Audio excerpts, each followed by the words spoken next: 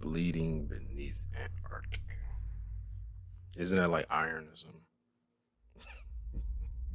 Good afternoon, everyone. My name is Dr. Miller, and the SCP we're going to be looking at today is SCP-4431. Containment Class, Euclid. Disruption Class, Vlam. And Risk Class, Warning. Special Containment Procedures. Research Station 5 has been built directly above SCP-4431-A. That sounds like to me, like we don't know what this is. But it's some fucked up, so we're gonna keep an eye on it. Seismometers across Antarctica will monitor activity from SCP-4431-A and report any irregularities in the anomaly's behavior. At least one boring probe and an ice sheet drilling mechanism are to be kept at the station in the event that investigation of SCP-4431-A is necessary. Contact is to be maintained with all Foundation and non-Foundation research stations in Antarctica for reports of SCP-4431-B manifestations. If a manifestation is reported, personnel at the station are advised to monitor the manifestation and resultant SCP-4431-C instances. Objects left by expired instances are to be transported to the nearest Foundation facility. Mobile Task Force Psi-1, dispatch from Miskatonic, will be deployed for containment if necessary. Non-Foundation personnel that witness these anomalies will be administered appropriate amnestics on leaving Antarctica. Cover stories regarding the Dayton-Bannard Antarctic expedition have been disseminated, reporting the expedition ship as having vanished en route to the Filcher ice shelf. As surviving personal accounts from Bannard describe a wide variety and number of anomalous phenomena beyond SCP-4431, all information on the expedition has been acquired by the Foundation. Potential links between the events of the expedition and SCP-4431-A's current activity are of high concern. Description: SCP-4431 designates two subterranean artificial structures, SCP-4431-A and B, and a collection of psionic organisms designated SCP-4431-C present in East Antarctica. SCP-4431-A is a machine located 3,400 meters below the Antarctic Plateau, buried in the bedrock under the East Antarctic ice sheet. The object's depth renders it undetectable by ice-penetrating radar, preventing full analysis of its appearance and size. Current size estimates include a minimum width of 20 kilometers. As drilling investigations to examine the structure invariably end in failure, referred to Discovery, no further information on SCP-4431-A is known. SCP-4431-B is a cylindrical tunnel constructed from a rhodium-platinum alloy, with a 11-meter interior radius. The tunnel extends for 39 meters before reaching a sharp vertical drop, which descends for a distance estimated to be a minimum of 3,000 meters. SCP-4431-B will manifest in a region of the Antarctic Plateau on a bi-monthly basis, rising out of the terrain until a majority of its entrance is exposed. A variable number of SCP-4431-C instances will then exit, often between 1 or 7. After a period of time ranging from 8 hours to 3 days, SCP-4431-B demanifests, retracting into the ground. Connection with tracking devices placed on the structure during demanifestation are all lost after 2 hours, preventing observation of SCP-4431-B's relocation. The body structure of SCP-4431-C instances can vary, though consistent details have been determined. These details are as follows: 1 meter tall, upright conical bodies, with the main body and each limb segmented in a manner similar to arthropods. The main body is divided into 3 sections. The fuck is that 4 or more legs attached to the base of the body. Variable numbers of 3-meter-long tendrils on the body's midsection, each ending in a claw. A thing? A toroidal mass covered in small, unknown biological structures fixed around the top of the body, presumed to be a form of sensory organ. A set of mandibles on the bottom of the cone. Anatomical deviations tend to include features that aid in withstanding Antarctic conditions or other purposes. Tumorous growths acting as heat radiators have been observed, along with cybernetic flamethrower implants. Many instances possess conical protrusions on their body, which open to dispense environmental monitoring devices. Rarely, instances are found with the tops of their bodies replaced by antennas and clusters of spherical machinery that serve similar purposes. Following SCP-4431-B manifestation, SCP-4431-C instances will attempt to construct makeshift structures from any surrounding materials, presumably intended to be shelters. Instances typically expire in a few hours from environmental factors, though ones brought into containment have an average lifespan of 11 hours. Primary cause of death is the gradual degradation of internal organs. Following this, all organic matter on the instance dissolves into a bright pink fluid, hereafter referred to as hemorosin. Instances possess psionic abilities, used for the manipulation of objects, surroundings, and entities. Limited telepathic communication has been displayed on occasion. Information on the suspected origins of SCP-4431 is restricted. Addendum 4431-1. Discovery. The first reports of SCP-4431 are from 1919, when an Antarctic expedition led by former British naval officer Dayton Bannard repeatedly encountered SCP-4431-B and C instances, referred to Addendum 4431-1. Accounts of SCP-4431-B manifestations continued after the first Antarctic research stations were established, leading to SCP-4431-B and C being classified as anomalies in the year 2000. SCP-4431-A came to the attention of the Foundation in March of 2019, when Foundation personnel operating at Research Outpost 2 in the Antarctic Plateau detected abnormal seismic activity originating from an underground location. Based on Foundation simulations of Earth's tectonic plate movement, it was determined that this could be the possible location of a ring-shaped lake depicted on SCP-2651-A. Presuming it was not destroyed by geologic activity and prehistoric K-class events after approximately 700 million years. Plans for excavation were proposed when the source of the activity triangulated to a region 10 kilometers in radius. In June of 2019, a specialized boring probe was sent through the ice sheet and drilled into the bedrock, attaining a depth of 3,400 meters before entering a cavern with an oxygen-rich atmosphere and contacting a metal surface. Images from the probe show the surface to be covered in an array of mechanical appendages that were in the process of excavating the cavern ceiling. All readings from the probe were lost an hour after contact. Retrieval attempts failed due to the sudden collapse of the sub-bedrock section of the borehole and the formation of the frozen hemorosin within the main drilling mechanism. All subsequent drilling investigations have experienced similar outcomes. SCP-4431-A was registered as an anomaly in August of 2019. Of note is that since the first drilling investigation, the number of recorded SCP-4431-B manifestations has increased. Of course, it always increases. 4431-2. SCP Foundation Bannard Journal find something. Oh, as soon as we discovered it, like anything that it does, like the activity, whatever is happening, increases. It starts killing more people. It starts manifesting more copies of itself. It gets hotter for like whatever it is. It's almost like as soon as the SCP Foundation discovers it, it starts fucking with it. It gets worse. It reminds me, SCP Foundation is like Micah from Paranormal Activity. Like, it was bad enough that you have like a demon.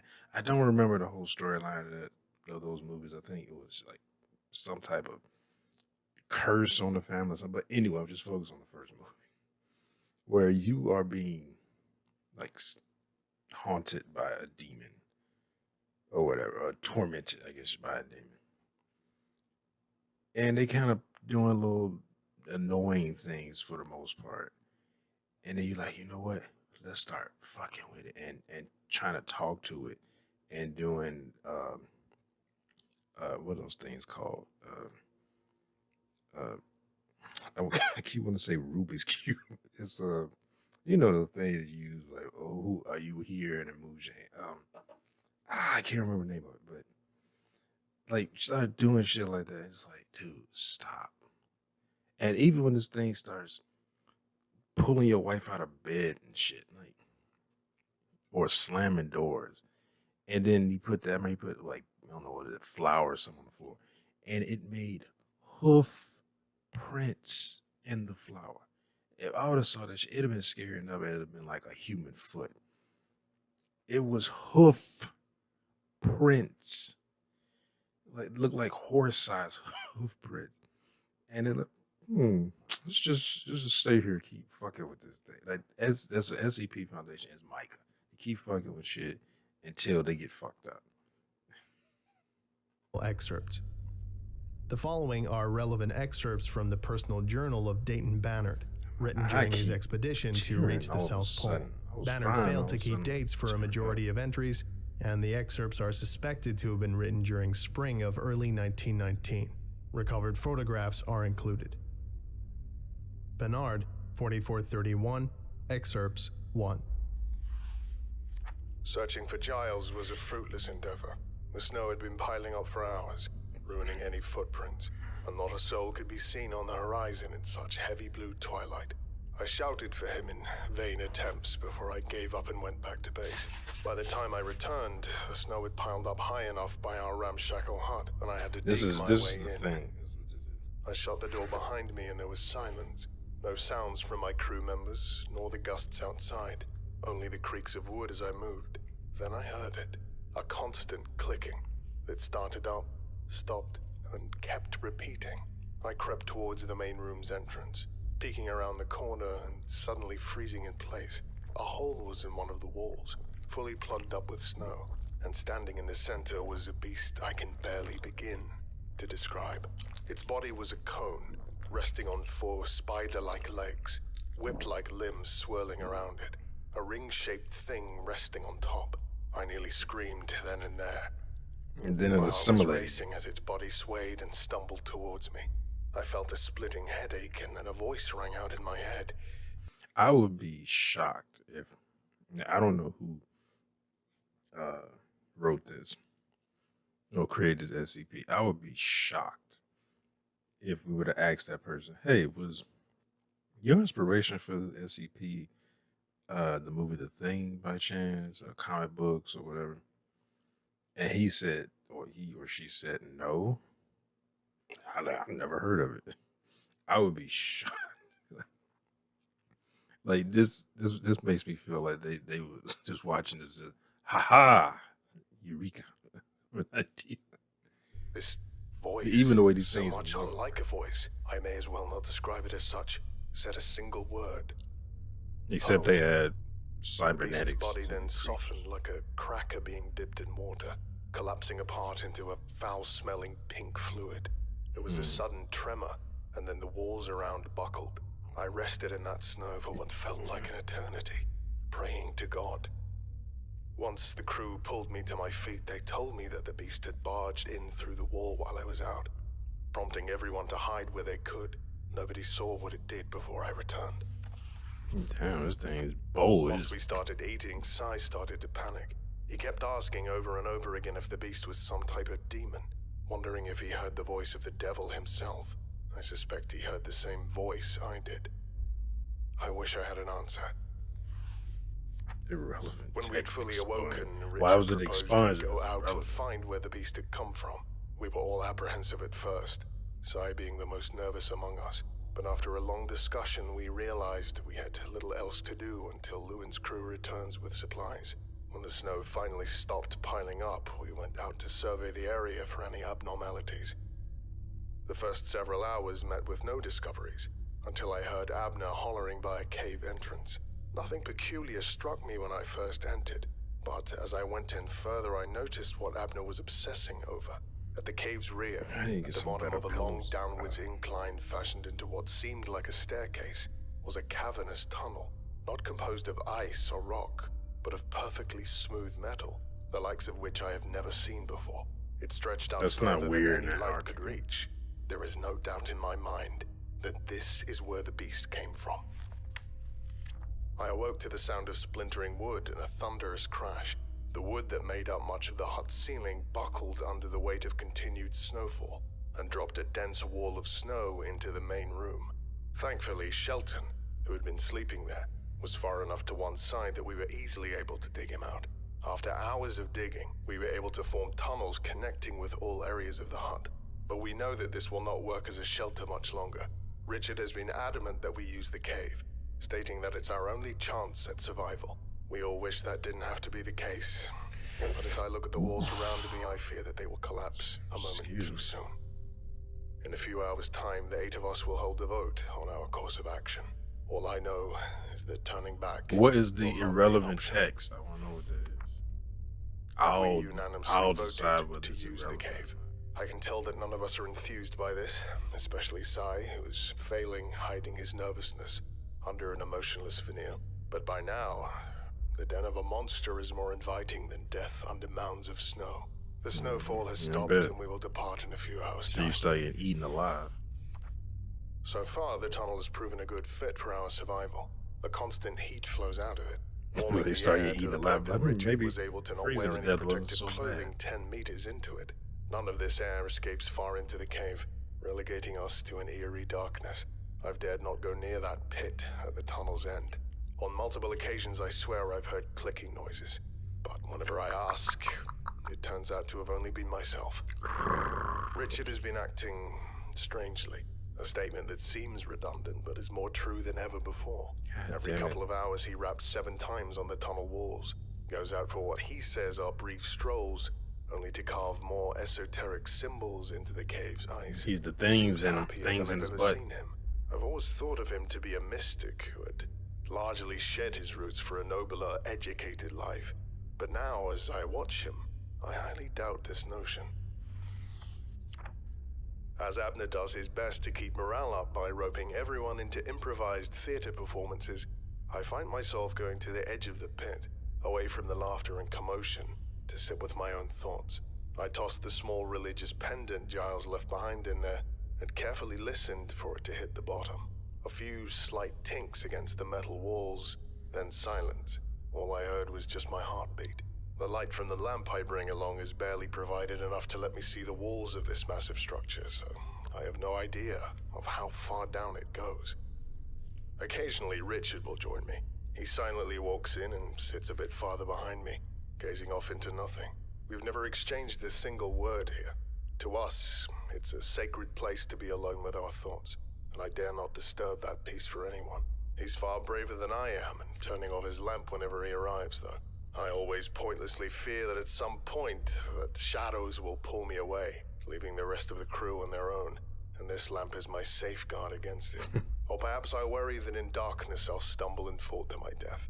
Whatever the reason, with this light I make the things where are you I've at? seen Fall to on the voyage feel less real. We woke up to find that Richard was gone. His sleeping bag was open, with much of his equipment left behind. Of course. Abner checked the cave and couldn't find any new marks. Picking in the them up snow, one by so one. He had to have still been in the tunnel. After a moment of preparation to retrieve lamps, we started going deep into the tunnel. Minutes later, I turned around to see I'd have been that like, everyone Richard, had stopped following me several meters back. I ordered them to come forward, but they simply stood there, doing nothing.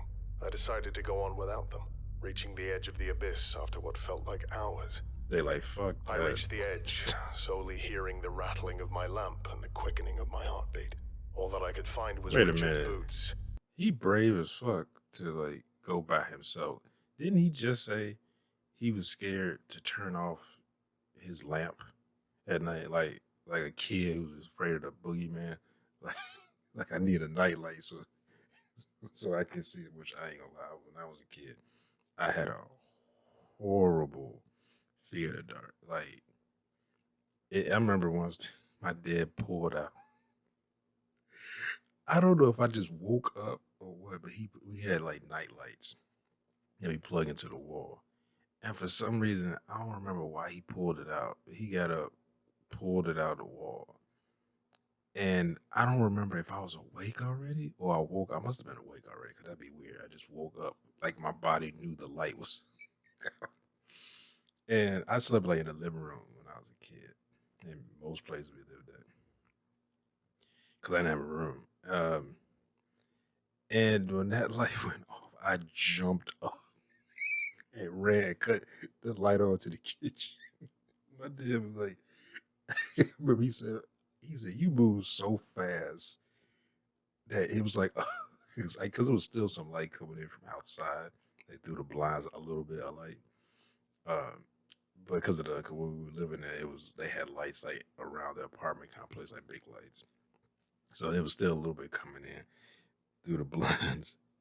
But so you could see like the silhouette of people in the apartment. And he said, you scared, he was like, you scared the shit out of me. He said, you move so fast. But yeah, this dude's brave. It's like he's going by himself. I ain't gonna lie, if I was him, I noticed that everyone stopped walking behind me, stop following me. And I'm like, hey, come on. And they don't say nothing. They just stand there. I'm not going either they're possessed or whatever.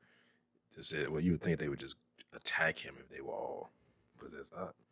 Another reference to the thing, because McCready said that if you all the thing, you just attack me right now.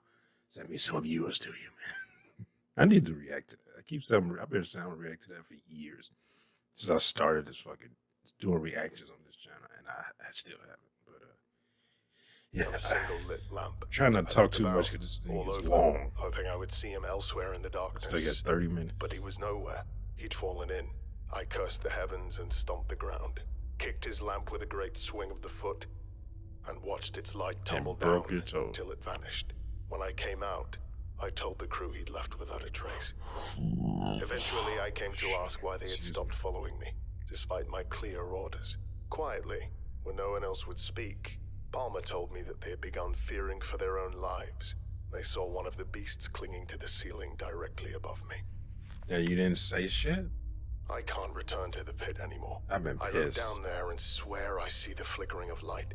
I look up the walls and swear I see shifting symbols and shapes. And when I close my eyes and look nowhere, I still see something. A ring, a halo suspended in the colorless region under my eyelids. The last time I went today, I started hearing that godforsaken noise, that clicking of the beasts. I peered past the edge, and my lamp snuffed out, whether by my negligence to check the fuel or something else. I stood there for moments, paralyzed, and I came to a terrible realization. Every time I had been here, the only sound to keep me company would be my heartbeat and interspersed gaseous noises from the lamp. That sound was not my heartbeat.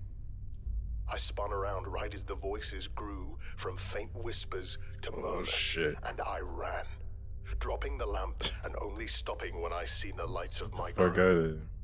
Tomorrow I will inform the crew of a new rule. Nobody is allowed further than 10 meters away from the tunnel entrance. That hole can only lead to further woes. Ooh, you know it's bad when you say 4431, excerpts 2. When I returned from outside and reached the stairwell, I saw the crew outside the tunnel, pressing themselves up against the cavern walls to either side of the entrance. I was about to ask what was happening when Palmer signaled me to be quiet and moved to the far wall. The crew isn't idiotic, so I knew they had a good reason for this, and I quickly followed his command. Silence at first, then scraping, then clicking. I went behind a pillar of ice and peered out to see 3 beasts climb up the staircase. 2 left the cavern while one with massive bulges on its body froze in place. One of the bulges cracked and it shattered, dropping a black sphere. The beast then left to join its companions. Once I knew they were gone, I went to inspect the sphere they left, which had a crude stick figure of a human on it. I tapped it with my foot and it split in half, revealing a growing mass of some sort of pale flesh-like foam that quickly became larger than myself. Eventually it stopped growing and rested there, pulsating. I've been in the tunnel since, unwilling to interact with this thing for the time being. Yeah. The foam is food. We were on one of our last cans of good meat when Sai threw his to the ground, shouted about how he was sick of it, and then ran out of the tunnel and out the staircase. Yeah, to be sick of starving to death. We couldn't let what Giles did repeat, and saw his face buried in the foam, chewing like a mad animal. He pulled his head out to tell us how great it tasted, then plunged back in. None of us knew what to do at first. Shaw simply shrugged, then joined in. And over time, the rest of us did too. What? It was the most nourishing meal I've had in ages.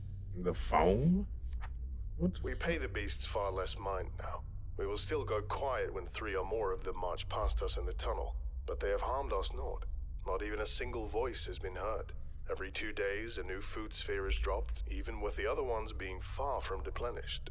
Outside, the beasts continually drop strange objects and apparatuses until they melt into the snow. Are these things feeding? At which point, a new group emerges to repeat the process. Palmer, Abner, and I have tried to understand what these devices do, but their nearly monolithic designs elude us. The twilight continues to haunt us. Certainly it will always be the case until the daylight months return. Yeah, but you and Robert Antarctica has come to feel less treacherous. I will continue to keep my guard, though. For the sake of my crew, I won't allow us to be caught when we are vulnerable. Something impossible happened last night, prior to me falling asleep, so I write this the following day. We heard the familiar clanging noises of the beasts, as a new group was nearing the tunnel exit. But there was a difference. I have grown accustomed to hearing the rhythmic noises they make when moving across metal. No one's so when come I heard looking an for them? entirely different set of sounds, I was disturbed. Coming out of the tunnel, flanked on both sides by 2 beasts, was something only vaguely human. It moved on mechanical legs, 6 many-jointed silver arms, dangling. The 7th arm emerging from its chest pointed forward. The torso was hidden under a tattered, blood-stained coat, and a mask of ice that refused to melt obscured its face. The creature shambled over to me and spoke in a voice like faulty typewriters, introducing itself as Richard Parrish. Oh, shit. By that point, I was certain I was dreaming, so I welcomed him back and then fell asleep. When I woke up in the morning, I was not prepared to see him truly exist. That's Richard. I'd be lying if I said that none of us were in shock at Richard's return. Did he die? He acts as though he never left, only alluding to changes when he calls himself an ambassador for man. Kind of, it reminds me of when he said that. It reminds me of that movie, Virus, where it was taking people and like killing people and then changing them, making them mechanical, like putting mechanical parts on them. So it's like The Thing mixed with that, but I guess that was kind of like inspired by The Thing or Aliens. Whenever I ask about what happened to him in the pit, he becomes silent, only talking again when the conversation shifts to a different topic. Never has he taken off the mask, saying it's best it stays on. His behavior has also become even more peculiar. He accompanies the beasts when they leave to drop their devices. Then he uses his arms to open the machines and apparently inspect them. He continues to do the 7 knocks on metal ritual, but now it's accompanied by his own clicking sounds. I am certain that the objects he carves with his symbols now glow in the darkness. I wonder, did Richard It is die? faint, but I know it's there. When nothing else is happening, he'll ramble about nonsensical subjects. All I can understand are sentences about how everyone should be bleeding. I can't trust him. Yeah, I what? mustn't. Everyone should be bleeding. In the afternoon, or at least what felt. Yeah, I wonder if Richard died and then they just and they took him and, you know, basically brought him back to life with the implants or whatever. Or did they take him and change him? But this thing talking about everyone should be bleeding. Like, I tell you, I can't trust them. No shit. Like it. I assembled Abner and Palmer for what I told the crew was a survey of the outside to find the best route for the expedition. In reality, we went to check the devices. Richard was returning to the tunnel when we left, so we knew that not a soul would see us. The target of our investigation was a cubic machine. It had an array of limbs that stabbed the snow and pumped a brown fluid into it, staining the area. The 3 of us tried to pull a limb out of the ground, and then tried to hoist the entire object, but we found that it was firmly stuck in place. Abner spotted a panel on one side and opened it, exposing some sort of spherical contraption surrounded by wires on the inside. Messing with the interior of a potentially dangerous mechanism was a terrible idea, so we started digging up the snow around it. The ice was wholly being replaced by some form of pale purple dirt, blue plant things sprouting in it. Palmer rushed over to a near-identical object, dug around and found more purple dirt and blue plants. For an hour we watched the ice transmute into dirt and sprout plants like nothing I've heard of. Even small slug-like creatures began to take form from fluids in the soil. That was the thing we from returned to the tunnel evolution. An hour later. Recently, Sai has taken an interest in Richard's nonsense. He'll sit by him, listening to every word he says like a student with their teacher. I swear I've seen him take notes on a scrap of paper once. You watch Today, his ass when too. Richard started the knocking, he joined in. And now they are repeating the same chants as I write. I haven't seen him scared at the sight of a beast since. Sai may be the youngest, but he isn't idiotic. That much I know. If he is willing to listen and follow along with the occult, then there must be a reason for it. What such a reason could be escapes me. I was returning from a brief look outside when Richard approached me, telling me that he had questions. He led me to a section of the cave away from the tunnel and asked me why Palmer, Abner, and I keep leaving to inspect the machines. He saw us.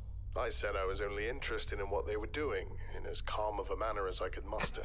Like a faulty record, he started asking if I meant harm incessantly. Oh, shit. I kept responding with no, but as he asked, I began doubting how true my answer was. He abruptly paused, placed a hand on my shoulder, and asked if I realized the importance the beasts held. Okay, this is starting to feel like a I was so out of threat. my wits that I was silent. He said that if I was interested in the machines, I should be joining him in his rituals. He claimed that it would be an enlightening experience for everyone, and a path with more opportunities than heading for the South Pole. This motherfucker, when anyone, like, he stopped, he paused abruptly, placed a hand on his shoulder. It was like, do you understand the importance of these machines? It's like, that feels like a threat, or he's trying to be intimidating. Like, when someone physically touches you like that, to me, I've always felt like they're trying to be intimidating. You know, like, okay, and he's like, he didn't know what to say. I think he's scared now. I nearly lost my nerve and shouted about how far we had come since we departed and how renowned we would be upon returning. He sighed, said that it was pointless to be in the shadow of Amundsen when there was a higher purpose below. Why did they Then not call left for for the help or tunnel. something? Can they not? Like, no one's looking for them? Whether by our digging that exposed the dirt or by the whims of the machines, the dirt has replaced at least half an acre. The plants have become spore-spewing pillars, and the slugs as large as my feet, occasionally dividing like cells or inflating into zeppelin creatures that fly to the horizon and out of sight. The other What? machines seem to be helping the is going growth, on? releasing dirt-making fluid and foam for the animals. The beasts simply perform inspections and leave devices farther out into the tundra. It is reassuring that the expansion seems to have slowed down, but the amount of life here is constantly increasing. It's as if every time I turn to look, some new type of slug or plant has been born. The situation at the tunnel seems to be equally deteriorating. Sai isn't alone. Shaw, Shelton, and Esben are all involved in hourly rituals. Oh, got They 'em barely all now. notice when I call out to them, more intent on every move Richard makes, and his talk of impossible stars, bleeding gods, and world-sized corpses. The only one to pay me any mind is Esben. Initially, I was afraid by how nonsensical Richard seemed to be. Now I'm afraid that the nonsense is true. I'm not one to keep logs of dreams, but this one has happened so often and is recalled so clearly that I must write it down. It starts with 7 points of light in darkness. 1 point cracks and bleeds pink liquid, which coalesce into a thin glowing ring. Then there is a planet, the details of which are just fuzz. The ring emerges on the planet and stays until the planet Man, cracks. it's how these A second people are having, planet, like, a nervous covered in what I breakdown. think are green oceans, appears, and the ring emerges again. Something made of flesh rises on it. Except and the there's planet actually vanishes, something there. replaced by another covered in purple soil with the pink ring on it. A hole opens, and the ring appears above Antarctica. A week ago, when I heard the voice, I didn't know why it said home. Surely the home of such a monstrosity would be long ways off from here. down in the underworld where it belongs. It had to have been confused. Now I realize demons are far too human for what these are. I woke up last night while everyone was sleeping after feeling something rub against my back. Standing overhead was Richard, reading my journal and dripping the damn pink blood out of his mask as he did so. He'd reached behind my back, into my sleeping bag, and pulled it out. I tried to stay as still as possible, provide an illusion of slumber. Minutes that felt like years passed, and he dropped the journal in front of me, stepping over me and walking deeper into the tunnel. Once I was sure he'd left, I reached to pull my journal back to safety when a metal hand slammed down onto mine. I was dragged out of my bed. Oh no. I've forgotten the rest. It isn't safe here anymore. I won't write until it is. Yeah. Bernard, 4431, excerpts 3. Earlier today, I woke Abner and Palmer to tell them about last night's events. There was no doubt we had to move. Everyone else was sleeping, and I had seen Richard go deep into the tunnel with 2 beasts, so we quietly packed whatever supplies we could. Palmer accidentally woke Esben, who we told would be departing to survey the land. Though Esben was luckily sane, he pleaded to come with us, saying that the rituals Richard started seemed entertaining at first, but are now incredibly disturbing. Entertaining? Although I am wary I brought him along, more hands on deck is always better. Our trek outside was uneventful. Though the ecosystem the beasts have been creating with the dirt is now flourishing, the amount of plants has increased to the point where much of the purple ground is covered in strange yellows and blues. Insects would scurry out of our path before I could get a good look at them, and the slugs, now as large as horses, were feasting on the remains of something long. Whoa. We were all happy to be out of there. I am currently writing this within the hut we abandoned. I don't know how long it will stay standing. Once it does fall, I don't know where we will go. Our supplies will last us for a few days, but when they run out, I know Lewin's crew will be too far away to aid us. God help me. When we left yesterday, someone had to have been listening to our move. Through one of the windows, I can see Richard, Shaw, Shelton, and Cy standing side by side in the distance. I think they are watching the hut. I told the crew we'll be staying on guard. Drag your ass back. It's an hour later. Richard, Shaw, and Cy have left for the cave. Shelton seemed to fall in the snow and vanish. I occasionally see brief movement under the snow, but it feels like my mind is playing tricks on me. An hour after my last entry, Shelton broke into the hut. I heard the shattering of glass, and I found that he had lunged through the window at Abner, trying to strangle him. Oh. I kicked him off, and the 4 of us got him restrained and tied up to a chair. His skin had paled since we last saw him, and a metal cylinder, warm to the touch, had been embedded in his chest. We tried to get him out to talk, but much like Richard, he went quiet and stared nowhere. Esben then knelt down by the chair, whispered a sentence in the language Richard was so fond of, and he started shaking. He told us that Richard wanted to speak with me, a statement he kept repeating again and again. Either that was all his brain let him say, or he needed to keep quiet about something else. Mid-sentence, he went quiet, gurgled a bit, then his whole head started to melt and sink below the collar of his jacket.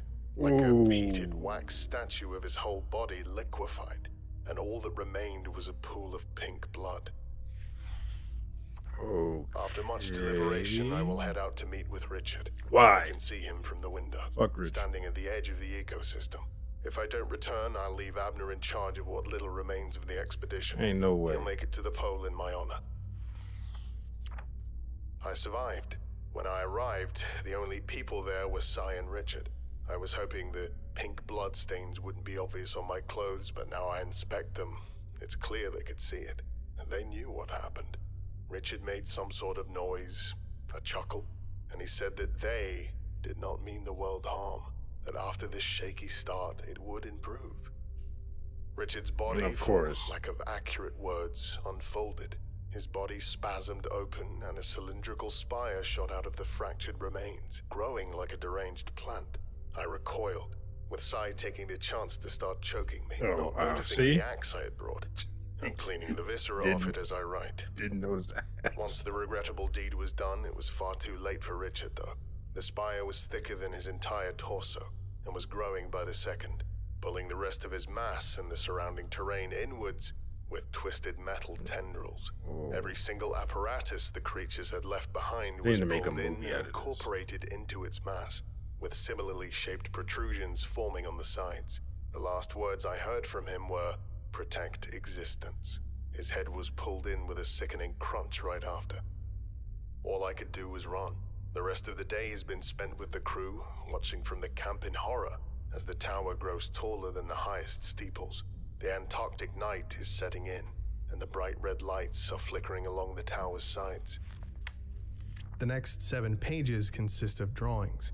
It is unknown what many of the drawings represent, though several have been identified as SCP-4431-C instances, vehicles resembling those found at Martian impact crater Herschel, unknown organisms, and sketches depicting the tower previously described. The only text present is the word "spreading."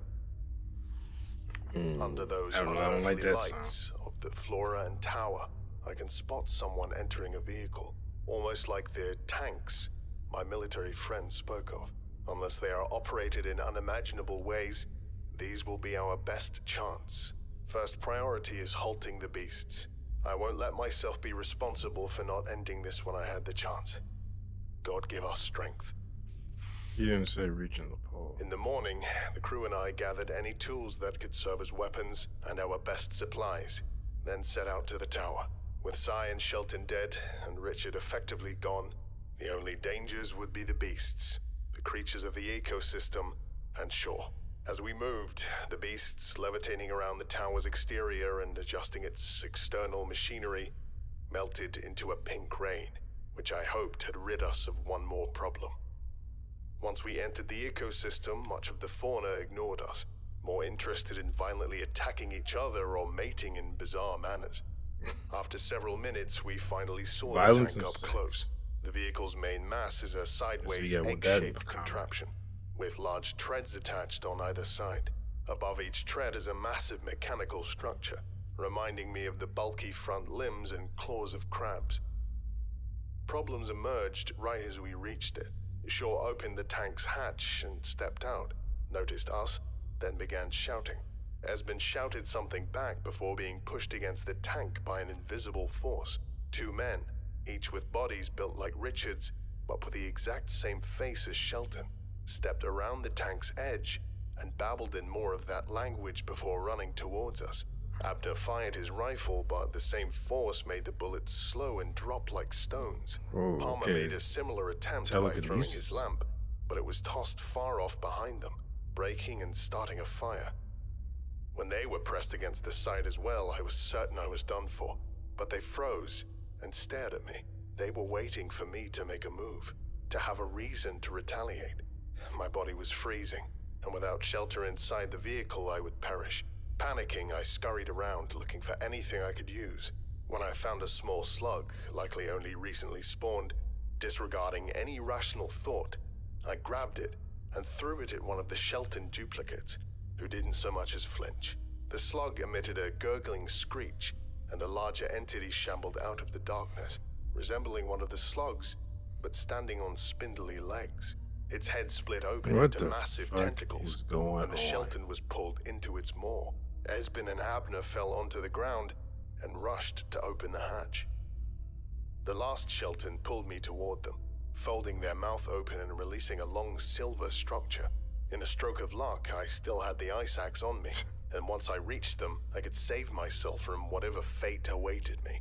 I crashed onto the ground and sprinted for the hatch, which Esben had holding open as Palmer got in. When I reached it, one of the blasted beasts suddenly emerged from the darkness, wrapping its tendrils around the door edges and grabbing onto poor Esben. He was whipped off into the darkness, screaming, until a series of metal scrapes and wet cracking sounds rang out. I shut the hatch and the area instantly warmed. In a stroke of luck, the tank's interior is designed as if its makers intended for men to operate it, with various easily accessed storage cabinets along the sides and a ladder leading to a hatch on the top. Abner was at a seat in the front, looking at an array of glass panels suspended by mechanical structures. Each panel glowed and presented views from outside the tank, despite none of the panels being connected to any wall or having any movie projector. He slowly experimented with every button and mechanism until we started moving forward, colliding into the tower. My memory of the next events is heavily broken, and trying to recall it brings on intense mental pains. Abner began ramming against the tower while pushing with the tank's claws to make it topple. And with each thud, I heard the voice of Richard. It shouted at me, telling me that I was idiotic. And with every collision, it screamed louder to call me a murderer and a killer of humanity's future. Why do I write it in capitals? The last I remember was the voice, sobbing. The next moment I can remember is us driving away from the tower, which had just collapsed and crushed the cave. Why did I write that in capitals? I can now see massive gashes in the tower's exterior, flashing impossibly vibrant colors. The next several hours have been silent reminiscing. I've told Abner to drive faster, as I know this cannot be a safe object to be around. Abner beckoned the two of us over to see what was happening on the panels. The colors from the tower had grown bright enough to be like the rising sun, and the surrounding snow and rocks were being lifted into the air around it. I then witnessed a sight I cannot stop thinking about. A number of large black tendrils pushed out of the ruins of the cave and began pulling the tower into the snow. It was as if the tunnel had come to life and needed something that was in that infernal pillar. There was a violent explosion soon after.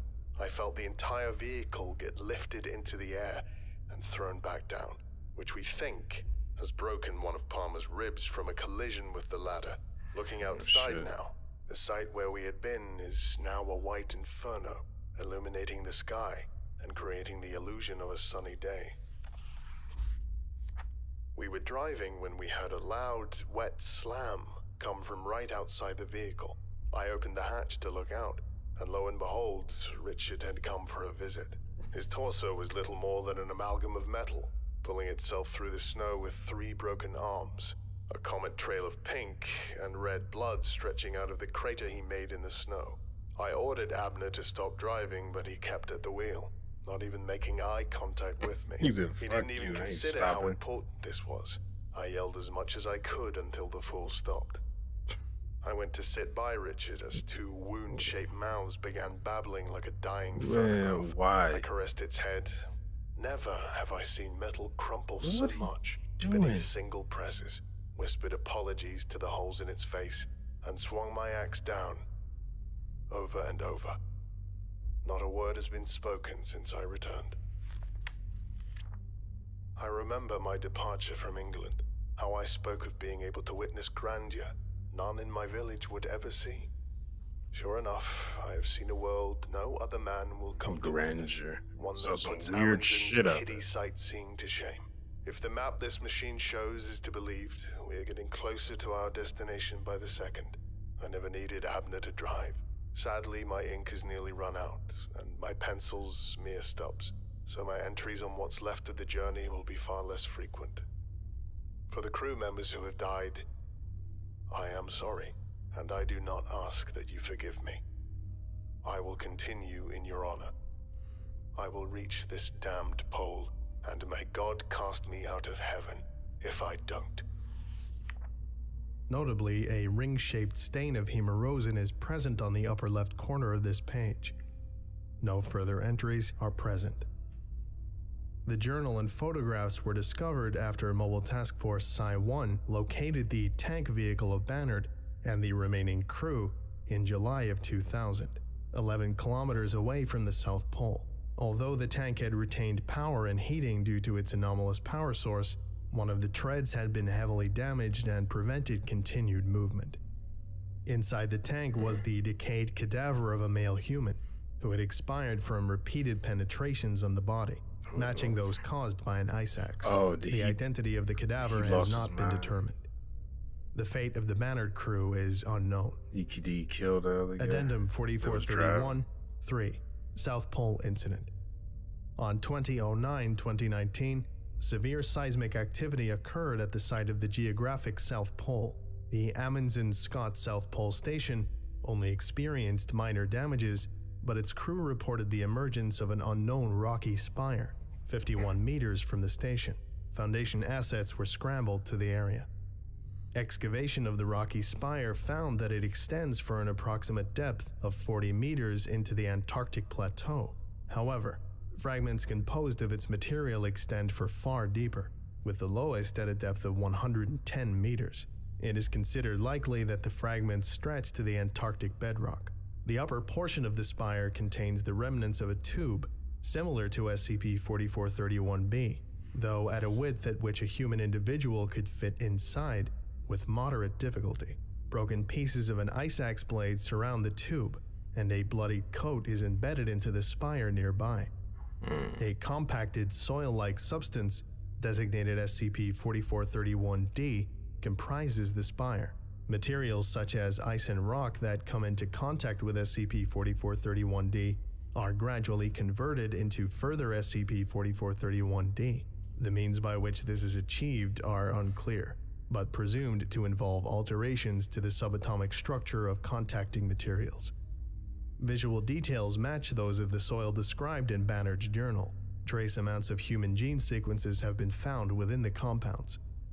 The excavation of past sites of SCP-4431-A seismic activity is considered a high priority. This concludes today's lecture. Thank you for listening, if indeed you still are, and you are all dismissed. Goodbye. Goodbye. That shit was insane. Like, that was a combination of... Oh, I did hit that camera. That was like a combination of the thing, virus, and evolution. It's like the things stuff growing, the ecosystem growing around the site. I would love to this be a movie. Like, it was so much shit going on here. It's like stuff was happening. I was just like, I was flabbergasted. Like, fucking that here.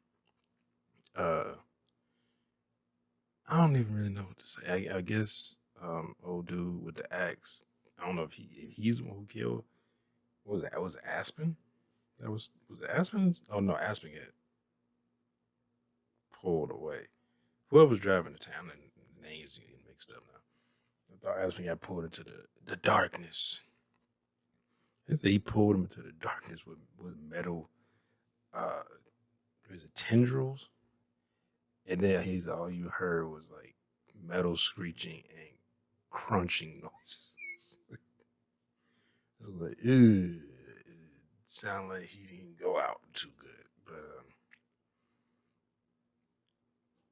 I don't like, oh man, I would love for this to be like, or someone to do who does animation to do like an animated short of this story.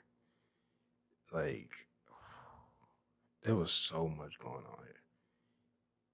And then, damn, there it is. See, son of a bitch. But yeah, that was very interesting.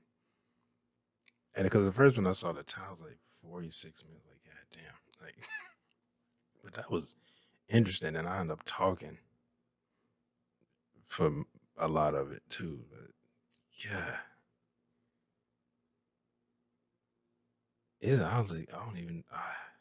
I'm trying to think of something. I said pretty much most of what I had to say during it, but like, is this anomaly? So I don't know what it is. Like, how did this? Well, they did say they don't. They didn't talk about like the origin. It said somewhere at the beginning of that where it said that the information on the origins of this are expunged or something. So I was like, how the fuck did this come to be? That this thing is creating an ecosystem and with slugs that are the size of horses and all this other weird shit. Plants, blue plants and purple dirt and all this shit, and turning stuff into like organic and inorganic material, like, and combining them, and then basically bringing people back to like what they do, weird rituals while they're working, but also giving these people food, keeping them alive. And it's like, as long as you kind of just go with it. But it was taking people too, because people were like coming up missing. And then the other people were just going to their side. And I don't know, they were just like, well, we're here, so I guess we just do what they're doing, but then they changing them by putting metal and shit in their body. Like, it's, and then motherfucker's head melted, like then his whole body melted into a pink fluid. And so, what is like, I would, did this story makes The Thing seem tamed. Like, this the amount of shit that was going on in this. Like I said, it's like those three movies combined: The Thing, Evolution, and Virus, like mixed together. But God, like, anyway, I hope y'all enjoyed my reaction. If you did, make sure you hit that thumbs up button down below. Make sure to subscribe when you're here. Hit that bell or you'll notify when I upload new videos. Comment down below. Share this video. I'll see y'all next time. Peace.